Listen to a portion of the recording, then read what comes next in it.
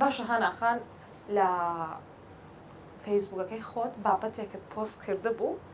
بە ناوی نەهوە هەمان بڵێ ئەم نەهوەیە چۆنە و زیاتر لە چ ناوچەیەکیش زۆرە. لە عێراقا نەهوەی یەکێکە لە دیاردە نەرێنیەکان کە ژیانی هەزاران کچی خستۆتە مەترسیەوە. نەهوە بریتە لە ئامۆزای کچ ئامۆزای کوڕ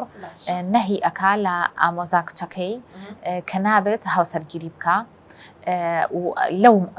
زمنەن بەپێی هینەکان نەریتەکە و قسەکان ئەوەیە کە لەو مارەکراوە کاتێک ئەو نێوێت ئەتوانێت نەهیەکەی لەسەر لابەرێ شوبکە بە کوڕێک بەڵام ئەوێ ئامۆزاکە ڕەزامەند بێت لەسەر ئەو کوڕە و لە عەشیرەتەکەی خۆیان بێ لە حاڵێک ئەگەروانە بێ کوشتنی لێەکەوێتەوە.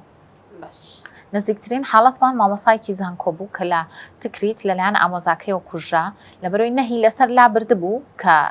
شوبکە بەڵام شووی کردبوو بە کوڕێک دەرکەوت کە دایکی لە عەشیرەتێکی ترە بۆ یە کچەکەی کوشت یعنی ئامۆزاکەی خۆی کوشت کوڕە ئامۆزاکە کچە ئامۆزاکەی خۆی کوشت. نەهوە ژیانی هەزاران کچی خستۆتە مەترسیەکی گەورەوە لەبەرەوەی یەک ئامۆزا توانێت نەهی لە 15 ئامۆزای کچی خۆی بکا کە نابێ هاوسەرگیری بکەن ئەگەر بە ڕەزامەندی ئەو نەبێ یاخود ئاگاداری ئەو نەبێ بۆیە ئەمە مەترسێکی زۆر گەورەیە و یەک دنیا کێشەی عەشایری خۆی لە عێراقا حکوومەت تەنانەت هەفتەی پێشوو باسی لەوە کرد کە لە هەندێک ناوچەیە بۆ بە ناوچەی ڕێدلاین کە کێشە عەشایریەکان زۆر بە گەورەی تیا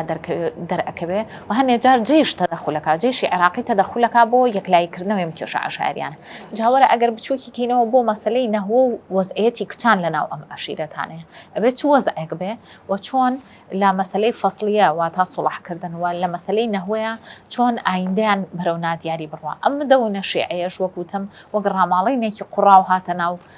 بارودۆخی کۆمەڵایەتی کۆمەڵگەی عێراقیەوە کە نازانین بەرەو کوێی ئەبا.